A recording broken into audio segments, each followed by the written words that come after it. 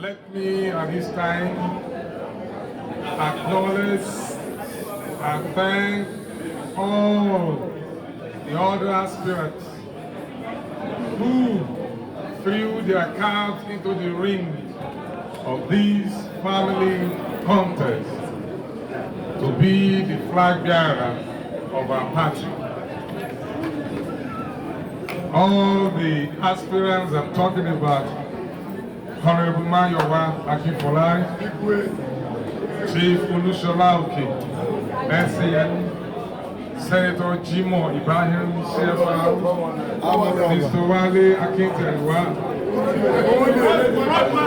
Honorable Omopa Kujimi Otimayo, Mr. Mariah Levy Esquire, Mr. Isaac Kikimeke, Mr. Olusodi Ayelawo, Mrs. Wahid Adekoja Fumilayo, Mr. Omuyeye Olamide Felix, Professor Dayo Faduile, Engineer Folakemi Adegoroye, Engineer Ifeoluwa Oyedele. Gbogbo wọn ló fẹ́ yẹ jílẹ̀.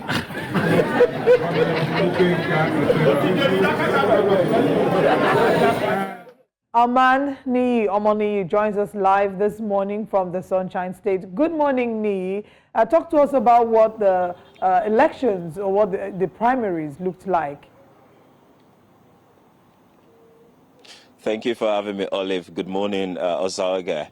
Well, I would like to start by saying that His Excellency Governor Lucky Aiyedatiwa probably had a busier night than we all had, because he must be receiving calls from left, right, and center just as the plenary was ongoing. Of course, we have 18 local governments in Ondo State, and 203 wards were the places where the elections were conducted. Now, before this plenary started, we followed the saga of where at some point we didn't even know where they were going to do the collation. Then we later discovered where they were going to do the collation, and finally it started at around 8:40 p.m. yesterday night, and each returning officer from various local governments started reeling out their result. Over 95,000 registered voters participated in the election. And of course, you can see from the plenary, His Excellency polled over 48,000 votes, while the closest to him is Honorable Akinfolari, who polled about 15,000 votes, with a very huge gap of over 30,000 votes. And this has brought out so many questions. But let me be particular about, if we remember earlier, Okitipupa local government was one of the local governments we had. Election didn't happen, and that is why the announcement didn't occur when it was supposed to occur, the collation, I mean. And so they had to reconduct the election at that particular local government. And when they came yesterday, Okitipupa's result was read. However, a federal local government, who nobody even heard anything about, that election didn't hold or held, the returning officer came and gave a whole lot of information that at that particular local government, election didn't hold at all. In fact, he claims that the youths and people residents of the local government barricaded the roads. They didn't allow them entrance into the place. No electoral materials were even given. The police also helped them in pushing out they themselves, the electoral umpires, and they had to leave. That election didn't hold. And also at Ilaje local government, which is a local government of the incumbent, they also claim that Ward 3, one of the wards there, election didn't hold. Now, one would think that, with these places where election didn't hold, will it affect the general result, and maybe it's been declared inconclusive, or the federal local government should have to reconduct their election process? And some of the few people we spoke to on the panel, they help us understand that if the number of registered voters at that particular local government is not enough, is not as big as the gap between the first contender and the second, then it's not significant, and so the result will be read, and of course the winner will be declared. So the plenary session was quite peaceful. I don't think I identified any of the opposition aspirants within the hall. Most of the people within the hall were supporters of His Excellency Governor Lucky Aiyedatiwa. Now, there are also claims that, oppositions were not given access to actually come into the hall, although we saw some people outside, but we're inside the hall, and most of the people inside the hall were supporters of Aiyedatiwa.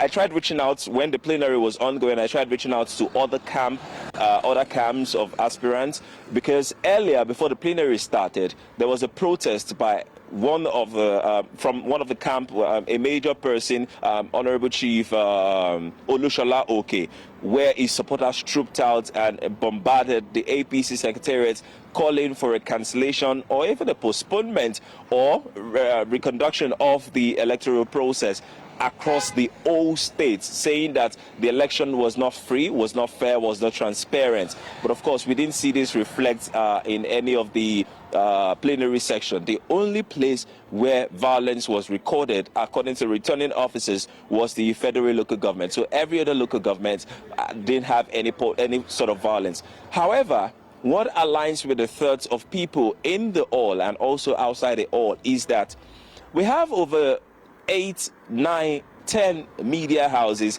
here that I've seen personally who went round different local governments on that particular day. And if the number of registered voters across these places were, according to what the returning officers were given, 7,000, 8,000, in some place 3,000, most of us did not get to witness, do not have any shots, do not have any video coverage of seeing the electorate at any point on those lines. So it's either we came in a little late or we came in too early and left. Because if about 7,000 people were on the queue, I want to believe the media will have caught wind or at least had a visual of people, electorate on the queue. Now, I'm not saying most of the media didn't have it. What I'm saying is that... Just to clarify what you're saying, are you saying yes, that the figures that have been declared by the APC, what you saw on ground didn't seem to represent, those figures, didn't give you, the people that you saw on ground didn't look like there was 48,000 people that were voting for Lucky Aiyedatiwa. There's another 15,000, another 14,000, and another 9,000. You didn't see that. Exactly, Osaoge. We didn't see numbers that really tally with those numbers the returning officer came to share. But of course, we know that we were not everywhere, so we can't ascertain. We can only ascertain for where we were at different times. And most times, the places we even went to, the electoral process had not started at all. So I can confirm to you that, these were the numbers of people here, or these were the numbers of people here, because what the oppositions are claiming is that election didn't even happen in most of these local governments. But the only place that the returning officer claimed that election didn't happen is the federal local government. Every other local government, the returning officers came and gave in numbers. And of course, the APC chair, the committee came out and reviewed out the result. So I'm sure there are still going to be a lot of concerns. I tried reaching out to the opposition camp just to get information and reaction. But this is internal politics. It's within APC. So I can't state anything if they've had words behind the scenes or anything. But no aspirant right now is willing to actually talk. But we know that from what we saw, when we went to the government house after the declaration to get the acceptance speech of the governor, APC delegates were already there, and they had affirmed Governor Lucky Aiyedatiwa as the flag bearer of the party. So maybe they've treated this as internal crisis or internal things and will be sorted within themselves. I'm sure before the end of today, we'll get reactions. If the aspirants are going to be speaking at all, we'll get to know if they're comfortable with it, or for the good of the for the greater good and for the for the party, they might just decide to let down shield their weapons, and I wouldn't say weapons, of course, just move on and accept defeat and support the current flag bearer of the party. Well, according to the leadership newspaper this morning, I'd seen that they had reported how Olushola Oke said that the election was a scam, and a number of people have referred to him. I did see a response from someone saying he's been a sore loser. But from the energy that you feel from the electorate, you've said that there have been concerns as to the numbers tallying, and some people have said that they haven't gotten their ballots, they didn't have the opportunity to vote. But the energy that you're seeing from the conversations you've had off camera, what is the general sense like? The truth is, if you look at this primary election, it almost looks like it's the gubernatorial election because it's big. The political awareness in Ondo State due to this election has been huge. I mean, massive. The APC, especially the APC members, came out en masse. I mean, en masse. They were everywhere. They were ready to exercise their franchise. But of course, everyone had their own candidates. So I would say the energy was pretty high. People wanted to vote. And you can tell from some of the numbers that people had their favorite, because in some local governments, there were higher numbers for some aspirants who will say are not so big, that you think are not so big, pardon me, that you think are not so big, but when you see the numbers they pulled from that particular local government, then you'll be surprised. So they came out mad. The energy was really high. The people were ready. The people wanted to exercise their franchise. The people wanted to push for their own candidates. But of course, at the end of the day, this is party politics, and that's what we keep hearing on the streets. What is important is the greater good of the party, the greater interest of the party. That's the blanket option we get every time we try to push, just to get an individual to speak out of the group and get his own view. It goes, at the end of the day, is what the party wants that stands, is how the party is for the greater good of the party. One person must lose, one person must win, and all those things. So, as I would say, I'll leave it to the internal people there, because it's within the APC. The fear, however, is that if APC is the biggest political party here, and within APC, with the number of members they have, over 170,000, they couldn't curtail these and deal with these without having violence, without skirmishes like electoral fraud and so many other things. How does this really reflect looking forward to the gubernatorial election in November 16, noting that this party has a huge following in this state? So people are a little bit worried. But at the end of the day, I would say some people want Governor Aiyedatiwa to continue. Others have their own candidates. But now that it has been declared that Governor Aiyedatiwa is the flag bearer of APC, they will just have no choice than to turn to him. And maybe they can now work as one and face other parties. Because we know that APC is not the only party in Ondo State. We have two strong parties, the APC and the PDP, who is going to be conducting, the party will be conducting its own primaries, which is indirect, by the way, in few days. All right. Let's also, get to watch, clips from Ondo State over the weekend. There's information that there was a protest at Okitikupa, I believe. So let's quickly share, with our viewers this morning, feed from there, and then we'll have Niyi join us again.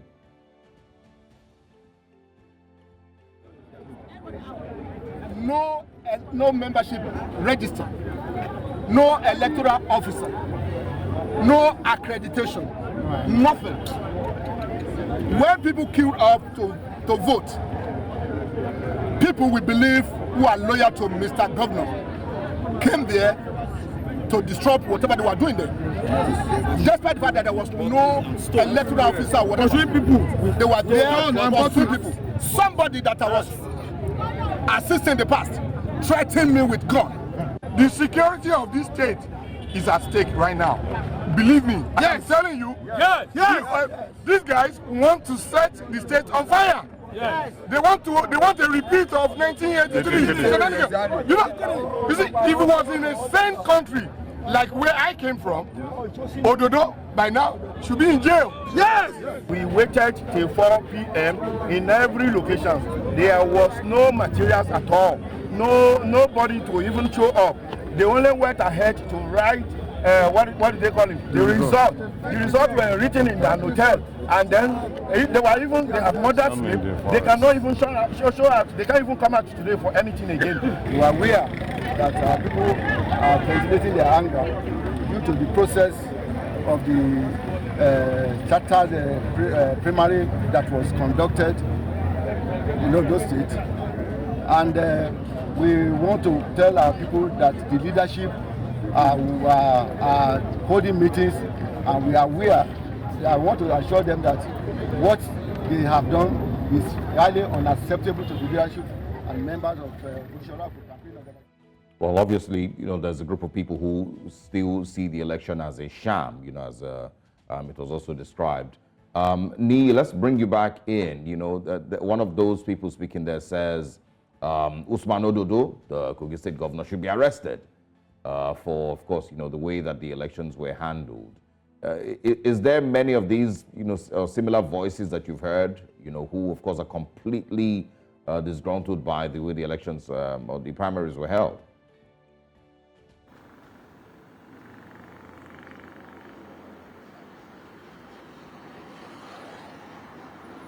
Niyi, are you able to hear us? All right. Right. Niyi, can you confirm you can hear us? All right, it doesn't seem like Yeah. Niyi can hear us. But yeah, we're hoping that we probably can reconnect with Niyi and bring more updates. Yes, we did see in that clip where someone said Governor Ahmed Usman Ododo should be arrested because of how the elections were run. And some of the biases that I may have seen as well would be people who, okay, yes, seems we're connected to Niyi back. Niyi, please confirm that you can hear us now. Niyi, are you there with us? Okay. Still struggling with it. I mean, it's not unusual, that there will be people who will complain. Every election, has, the same thing. Almost every election in Nigeria, no matter how peaceful it is, no matter how in quote free and fair it is, there will always be people who would complain and call for cancellation and whatnot. But owing to the fact that he recently just had a case that he's yet to, I mean, there is no case against him because of course the immunity clause protects him. But in the interest of morality, where a number of Nigerians frowned at the fact that he helped his predecessor escape arrest, a predecessor who was wanted by the Economic and Financial Crimes Commission, they came to arrest him. You and your entourage and your security detail prevented that arrest from happening and whisked him away. In the interest of morality, some have asked, shouldn't he have stepped aside and allowed someone else to be able to carry out these functions? No, especially seeing as the governor has not yet turned himself in for questioning, nor has he been apprehended. Yeah, I mean, there are two separate incidents. The Ondo State election yes, they primaries. But the underlying, very different. The underlying story or the underlying issue here is the issue of integrity. Yeah, but it's left for the EFCC to, make a case. If the EFCC itself, that had the person that they're going to arrest taken from them, if they haven't made a case. No, they can't make a case now because, I mean, he's governor, so they can't bring up a case against him because of immunity. Exactly. So some people are asking that, and right now the only thing that could have been used against him is morality, not law, because there's no law you can use against him. So in the interest of morality, shouldn't he have, in good conscience, stepped aside? These are some of the things that we've heard a few people say. I don't think we're in that type of society. Neither are we in that type of party. The chairman of the APC has videos online that are still available where he was stuffing, foreign currency into his pocket. I mean, he's still the chairman of the APC. I mean, there's almost nobody. Look at what are you even talking about? Look at the panel that we saw earlier. Usman Ododo is sitting, in the middle. On his right, you can see Ovioma Gege. If you remember, what one of the things that made Ovioma Gege very popular was, of course, the attack and assault on the National Assembly where the mace was also taken. So, what are we talking about here? There's no. I mean, I feel like those things, are things that we will just ignore because, I mean, we're in Nigeria. Morality, is the least of the concerns of anybody, who is, of course, who's run for office in Nigeria. So those things don't matter.